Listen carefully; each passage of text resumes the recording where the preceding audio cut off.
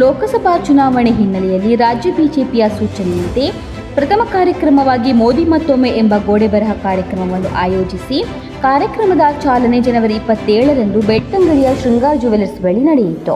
ಈ ಸಂದರ್ಭ ಜಿಲ್ಲೆಯ ಪ್ರಭಾರಿಗಳಾದ ರಮನಾಥ್ ರಾಯ್, ಬಿಜೆಪಿ ಮಂಡಲ ಕಾರ್ಯದರ್ಶಿ ಶ್ರೀನಿವಾಸ್ ರಾವ್, ಉಪಾಧ್ಯಕ್ಷ ಸೀತಾರಾಮ ಬೆಳಾಲು, ಪಟ್ಟಣ ಪಂಚಾಯತ್ ಸದಸ್ಯರಾದ ಶರತ್ ಕುಮಾರ್ ಶೆಟ್ಟಿ, ಲಾಯ್ಲಾ ಗ್ರಾಮ ಪಂಚಾಯತ್ ಸದಸ್ಯ ಮಹೇಶ್, ಪಟ್ಟಣ ಪಂಚಾಯತ್ ಮಾಜಿ ಉಪಾಧ್ಯಕ್ಷ ಹಾಲಿ ಸದಸ್ಯ ಜಯನಂದ್ ಗೌಡ, ಲಾಯ್ಲಾ ಗ್ರಾಮ ಪಂಚಾಯತ್ ಮಾಜಿ ಅಧ್ಯಕ್ಷೆ ಹಾಲಿ ಸದಸ್ಯ ಆಶಾ ಬೆನಿಡಿಕ್ಟ್, ಬಂಟ್ವಾಳ ಯುವ ಮೋರ್ಚಾ ಪ್ರಧಾನ ಕಾರ್ಯದರ್ಶಿ ದಿನೇಶ್ ಶೆಟ್ಟಿ, ನರಿಕೊಂಬು ಮಹಾಶಕ್ತಿ ಕೇಂದ್ರದ ಅಧ್ಯಕ್ಷ ಯಶೋಧರ್, ಈ ಯೋಜನೆಯ ತಾಲೂಕು ಉಸ್ತುವಾರಿಗಳಾದ ಲಾಯ್ಲಾ ಗ್ರಾಮ ಪಂಚಾಯತ್ ಸದಸ್ಯ ಅರವಿಂದ್ ಶೆಟ್ಟಿ, ತಾಲೂಕು ಯುವ ಮೋರ್ಚಾ ಕಾರ್ಯದರ್ಶಿ ಉಮೇಶ್, ಗೋಡೆ ಬರಹ ಮಾಡಿದ ನಾಗಪ್ರಸಾದ್ ಲಾಯ್ಲಾ ಹಾಗೂ ಪಕ್ಷದ ಎಲ್ಲ ಕಾರ್ಯಕರ್ತರು ಉಪಸ್ಥಿತರಿದ್ದರು. ಕಾರ್ಯಕರ್ತರೆಲ್ಲರೂ ಸೇರಿಕೊಂಡು ಎಲ್ಲ ಮಂಡಲಗಳಲ್ಲಿ ಗೋಡೆ ಬರಹ ಎಂಬ ಕಾರ್ಯಕ್ರಮವನ್ನು ನಿಶ್ಚಯಿಸಿದ್ದು, ಅದರ ಪರವಾಗಿ ಇವತ್ತು ಬೆಳ್ತಂಗಡಿಯಲ್ಲಿ ನಾವು ಗೋಡೆ ಬರಹ ಕಾರ್ಯಕ್ರಮವನ್ನು ಹಮ್ಮಿಕೊಂಡಿದ್ದೇವೆ.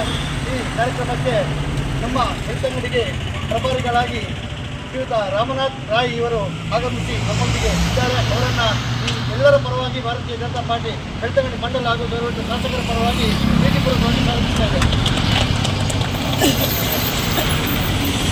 ಅವರ ಜೊತೆಗೆ ಶ್ರೀಯುತ ಯಶೋಧರ್ ಕಾರ್ಪೆಟ್ಟು, ನರಿಕೊಂಬು ಮಹಾಶಕ್ತಿ ಅಧ್ಯಕ್ಷರೊಂದಿಗೆ ಆಗಮಿಸಿದ್ದಾರೆ. ಅವರನ್ನು ಕೂಡ ಬೆಳ್ತಂಗಡಿ ಮಂಡಲದ ಪರವಾಗಿ ಪ್ರೀತಿಪೂರ್ವಕವಾಗಿ ಸ್ವಾಗತಿಸ್ತಾ ಇದ್ದಾರೆ. ಅವರ ಜೊತೆ ಇನ್ನೋರ್ವರು ದಿನೇಶ್ ಶೆಟ್ಟಿ ದಂಬಿದರ್, ಬಂಟ್ವಾಳ ಮಂಡಲ ಯುವ ಮೋರ್ಚಾದ ಪ್ರಧಾನ ಕಾರ್ಯದರ್ಶಿಗಳು, ಅವರು ಕೂಡ ನಮ್ಮೊಂದಿಗೆ ಆಗಮಿಸಿ ಅವರನ್ನು ಕೂಡ ಬೆಳ್ತಂಗಡಿ ಮಂಡಲದ ಪರವಾಗಿ ಶಾಸಕರ ಪರವಾಗಿ ಪ್ರೀತಿಪೂರ್ವಕವಾಗಿ ಸ್ವಾಗತಿಸ್ತಾ ಇದ್ದೇನೆ.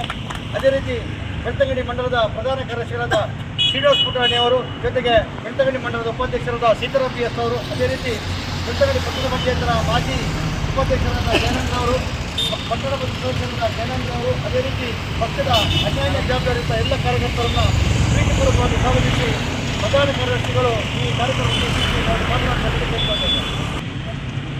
ಭಾರತ್ ಮಾತಾ ಕಿ ಜೈ, ಭಾರತೀಯ ಜನತಾ ಪಾರ್ಟಿ ಕಿ ಜೈ, ಭಾರತೀಯ ಜನತಾ ಪಾರ್ಟಿ ಕಿ ಜೈ, ನರೇಂದ್ರ ಮೋದಿ ಜಿ ಕಿ ಜೈ. ಆತ್ಮೀಯ ಬಂಧುಗಳೇ, ಹಳೆಯ ಕಾರ್ಯಕರ್ತರ ಹತ್ರ ಮಾತಾಡಿದರೆ ಪ್ರಾರಂಭದ ಭಾರತೀಯ ಜನತಾ ಪಾರ್ಟಿಯ ಒಂದು ಅಧಿಕಾರಗಳ ಅಥವಾ ಚುನಾವಣೆಯಲ್ಲಿ ಮಾರ್ಗದಲ್ಲಿ ಮುಚ್ಚಳವನ್ನು ಹಾಕ್ತಿದ್ದೆವು ಅಂತ ಹೇಳುವಂಥ ಕಥೆಯನ್ನು ಮಾತಾಡ್ತಾರೆ.